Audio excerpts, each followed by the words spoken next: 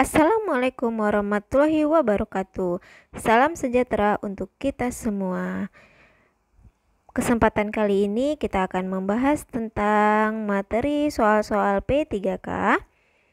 Supaya ada notifikasi soal-soal berikutnya, jangan lupa subscribe, like, share, and comment.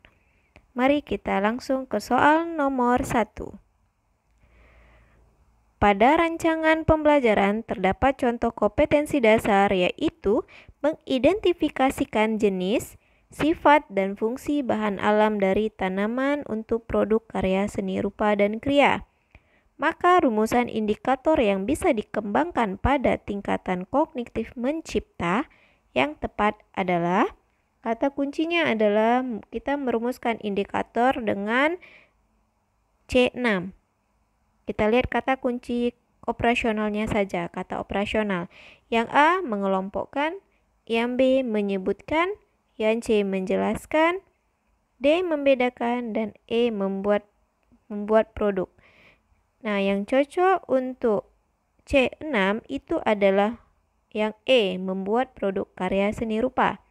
Karena untuk C1, kata operasionalnya menyebutkan, menghafalkan, mengetahui, menuliskan, dan memberi label.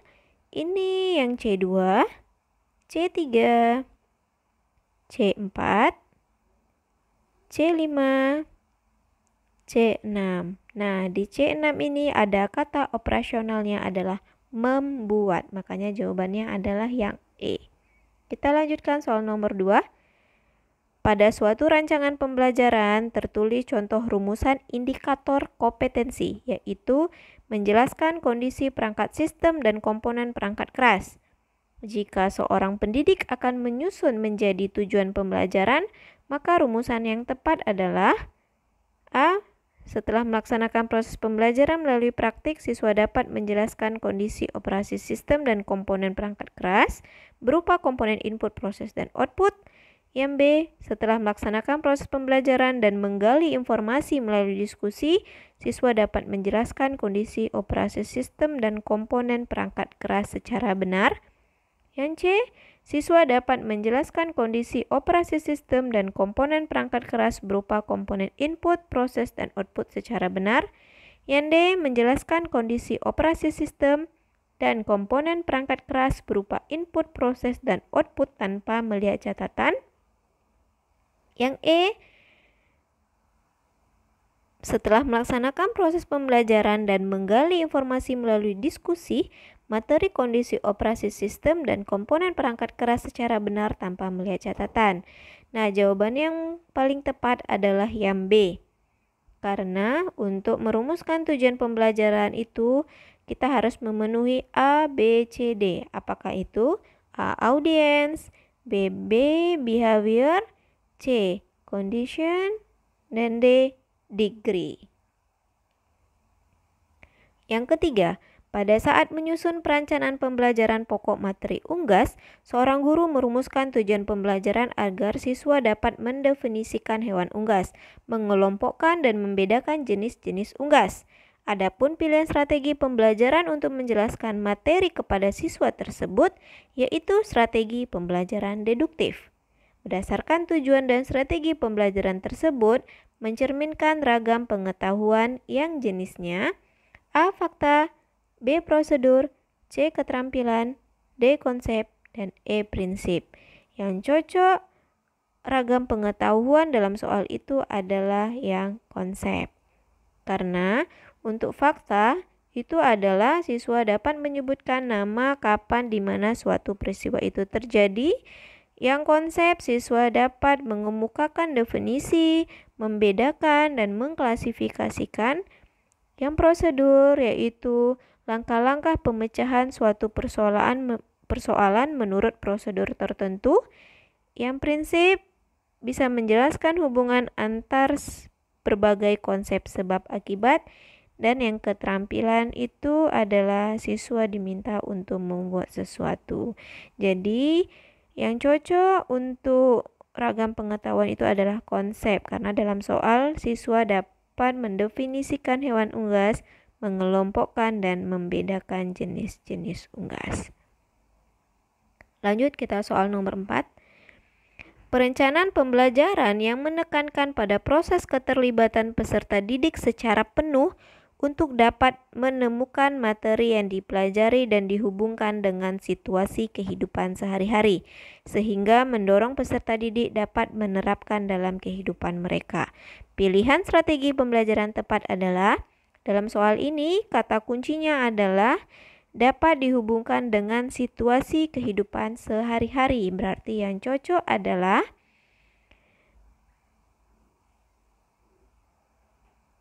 yang E, kontekstual. Penjelasannya, kalau kooperatif itu bekerja sama dalam kelompok-kelompok kecil, sedangkan inquiry itu kita melakukan observasi. Yang problem solving menggunakan masalah-masalah real. Discovery learning melibatkan siswa secara aktif untuk menyelidiki permasalahan, dan kontekstual itu adalah mengaitkan antara pengetahuan yang dimiliki dengan kehidupan sehari-hari. Soal nomor 5, seorang guru mencari materi dan media dari internet saat menyusun rencana pembelajaran. Materi dan media tersebut akan disampaikan pada proses pembelajaran dengan maksud agar siswa tidak mengalami kesulitan memahami pelajaran. Langkah apa yang dilakukan oleh guru saat memilih materi pembelajaran? Nah, kata kunci adalah langkah yang dilakukan guru saat memilih materi pelajaran. Langkahnya, yang A itu mengidentifikasikan aspek-aspek yang terdapat dalam kompetensi inti, kompetensi dasar, dan indikator. Yang B, menganalisis potensi peserta didik relevan dengan karakteristik daerah dan struktur keilmuan. Yang C, menyusun dengan tingkat perkembangan fisik, intelektual, emosional, sosial, dan spiritual peserta didik. Yang D, melihat kebermanfaatan bagi peserta didik, aktualisasi, kedalaman, dan keluasan materi pembelajaran. Yang E, relevansi dengan kehidupan kebutuhan peserta didik dan tuntutan lingkungan, alat dan sumber bahan, dan alokasi waktu. Jawaban yang tepatnya adalah yang A, mengidentifikasikan aspek-aspek yang terdapat dalam kompetensi inti, kompetensi dasar, dan indikator. Kenapa? Karena untuk membuat langkah-langkah memilih materi pembelajaran, kita harus memilihnya mengidentifikasi aspek-aspek yang terdapat dalam kompetensi inti, kompetensi dasar, dan indikator. Kemudian kita mengidentifikasikan jenis-jenis materi pelajarannya. Setelah itu kita memilih materi pembelajaran yang sesuai dengan KD dan indikator. Nah, kemudian kita memilih sumber materi pelajarannya. Itu langkah-langkah untuk memilih materi pelajaran. Sedangkan option B, C, dan E itu adalah prinsip dalam memilih materi. Soal nomor 6, dengan mencermati silabus, seorang guru akan merancang pelaksanaan pembelajaran sebagaimana yang tertuang dalam Permendikbud RI nomor 22 tahun 2016.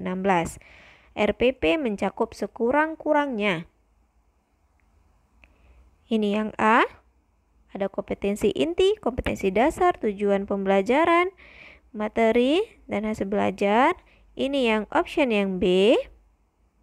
Ini yang C, yang D, yang E. Nah, jawaban yang tepat adalah yang E, karena untuk RPP itu yang poin E ini harus ada, setidaknya ini harus ada identitas sekolah, identitas mata pelajaran, kompetensi dasar, tujuan pembelajaran, materi ajar, media, sumber belajar, langkah-langkah pembelajaran, dan penilaian. Untuk RPP ini harus ada. Nomor 7, seorang guru senior mengajar siswanya dengan metode diskusi dan menggunakan media gambar yang sudah berlangsung dari tahun ke tahun. Pada awal semester baru 2020, siswa di kelas tersebut diketahui 70% memiliki preferensi belajar kinestetik, sehingga mereka tidak fokus saat pembelajaran dan diskusi yang berlangsung. Siswa lebih senang jika mengerjakan tugas yang diberikan oleh guru. Dari kasus tersebut, strategi pembelajaran yang paling tepat dipilih guru adalah Kata kuncinya adalah siswa itu belajarnya kinestetik. Apa yang harus dilakukan guru? Apakah pembelajaran kooperatif, project based learning, kontekstual, inquiry, atau discovery? Yang cocok adalah untuk siswa yang belajar kinestetik adalah project based learning. Karena project based learning itu merupakan strategi pembelajaran yang dikembangkan berdasarkan penerapan proyek dengan melibatkan siswa menyelidiki masalah dunia nyata. Berarti kinestetik itu kan yang bergerak. Berarti anak itu lebih suka dia membuat sesuatu, menerapkan proyek-proyek. Oke, nomor 8. Seorang guru ingin mengetahui kemampuan siswa dalam mengatur dan mengelola perbedaan pendapat ketika dilakukan diskusi kelompok.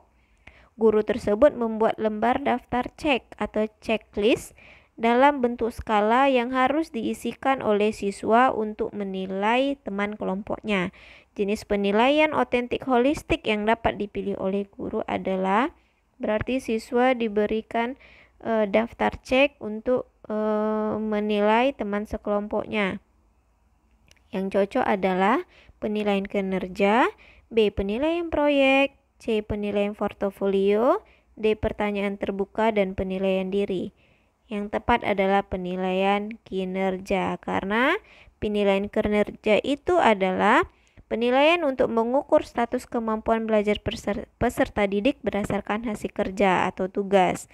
Nah, pada penilaian kinerja, peserta didik diminta untuk mendemonstrasikan tugas belajar dengan maksud agar peserta didik bisa mengaplikasikan pengetahuan dan keterampilan yang dimilikinya. Nah, instrumen yang dilakukan pada penilaian kinerja ini bisa daftar checklist, catatan, atau jurnal, terus skala penilaian. Dan soal nomor 9.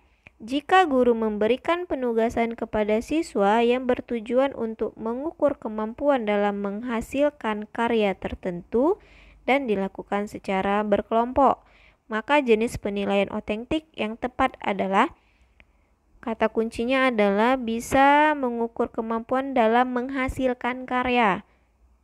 Berarti yang cocok adalah A. penilaian kinerja, penilaian proyek, penilaian portofolio, penilaian jurnal, E. penilaian diri. Yang cocok adalah untuk mengukur kemampuan dalam menghasilkan karya secara berkelompok itu adalah penilaian proyek. Karena penilaian proyek itu adalah penilaian dalam bentuk pemberian tugas kepada peserta didik secara berkelompok. Nah, untuk sebagai penilaian berbentuk penugasan yang bertujuan untuk mengukur kemampuan peserta didik dalam menghasilkan karya yang dilakukan secara berkelompok. Itu adalah untuk penilaian proyek. Lanjut nomor 10. Pada akhir pembelajaran, siswa diminta untuk mendemonstrasikan tugas belajar yang diberikan guru dengan tujuan agar siswa tersebut mengaplikasikan kemampuan keterampilan yang dimilikinya dan guru dapat menilai kompetensinya.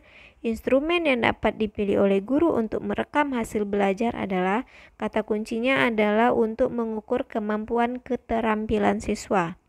Yang cocok adalah A. daftar checklist, B. benar salah, C. pilihan ganda, D. menjodohkan, dan E. jawaban bebas.